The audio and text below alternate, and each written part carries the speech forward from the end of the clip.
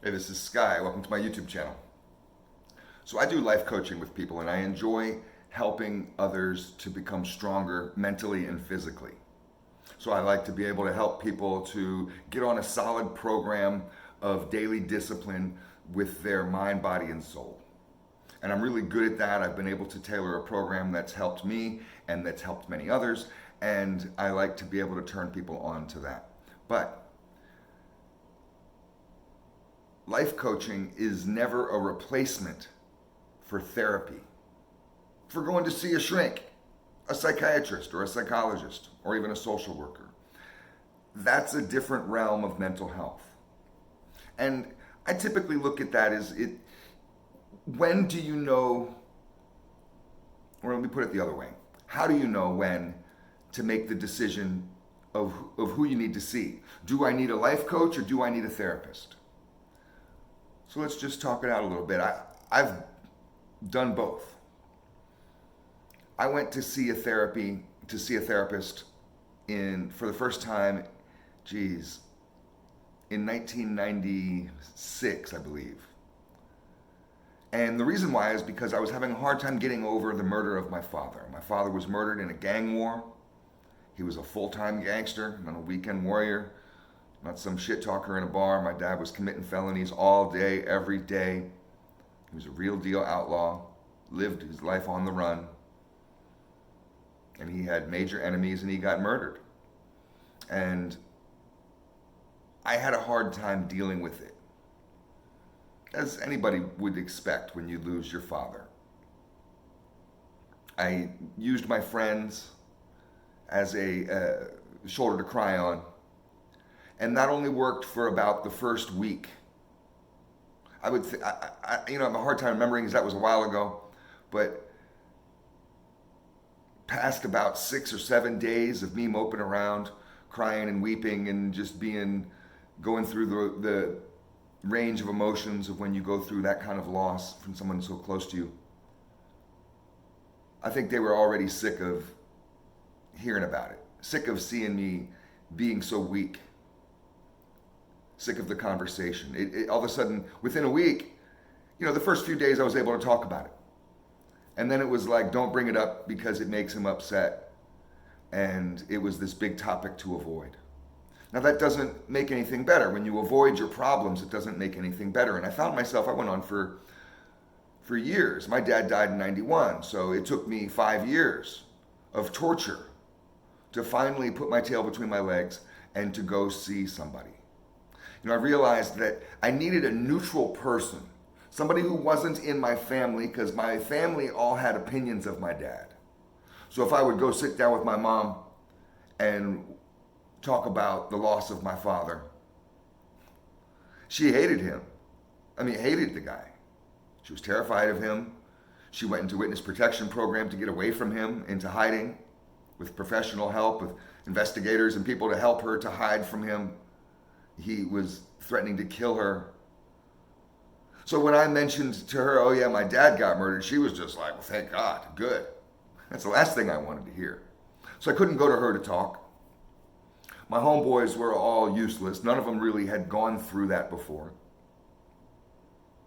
In fact, I don't think I had any friends who had lost a parent, whether it was due to illness or some sort of outside factor, let alone getting murdered. None of my other friends had parents that were gangsters.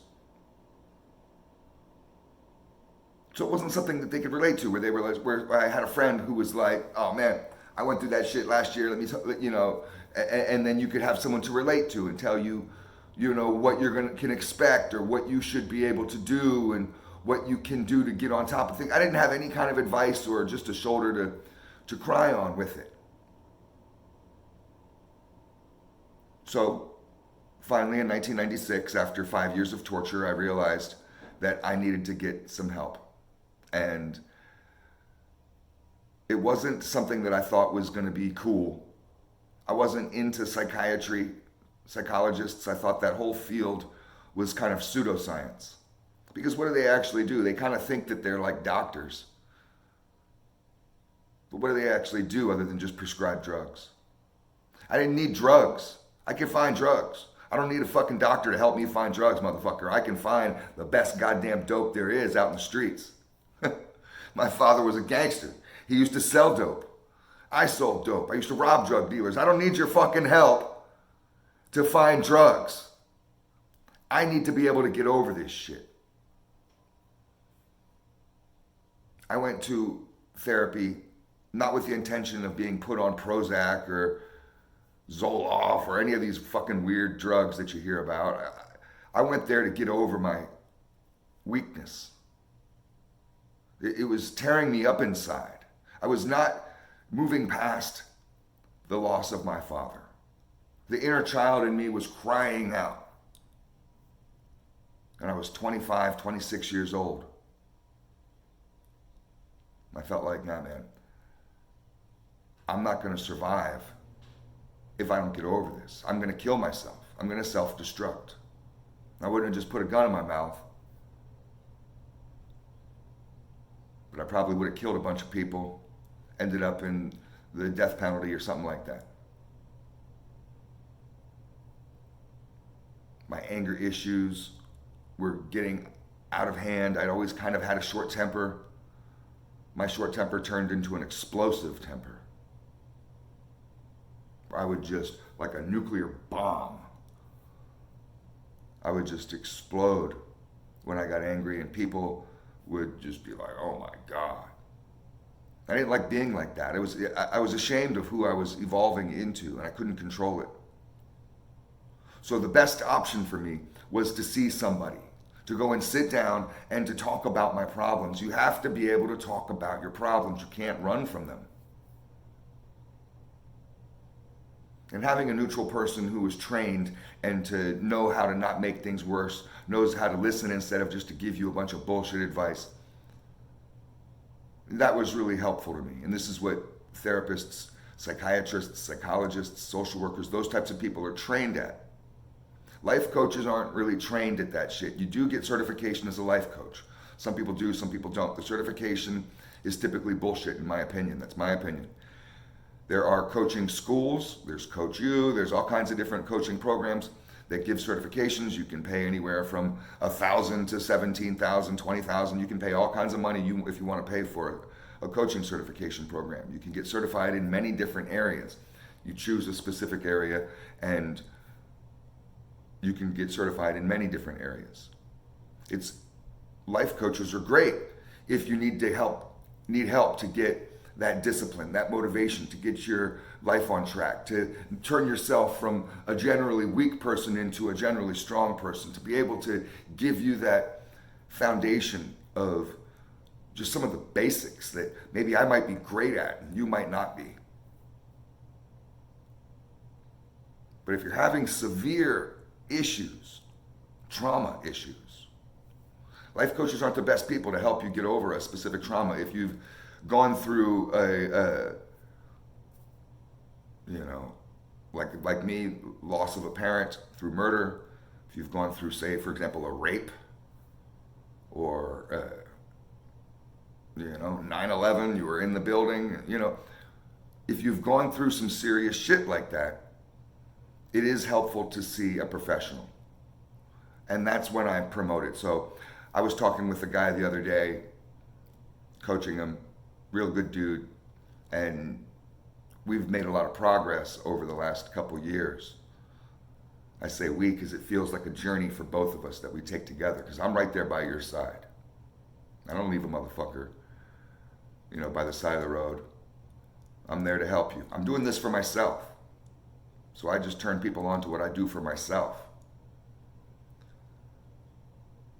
But in our conversation the other day, we got a little bit deeper and went into some areas that were really emotional.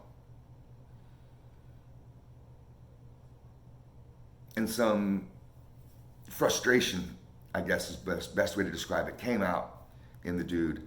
And he expressed some, maybe it was joking, of course it wasn't laughing, but people aren't always serious when they talk this shit, but expressed some desire to check out, to commit suicide, to kill himself.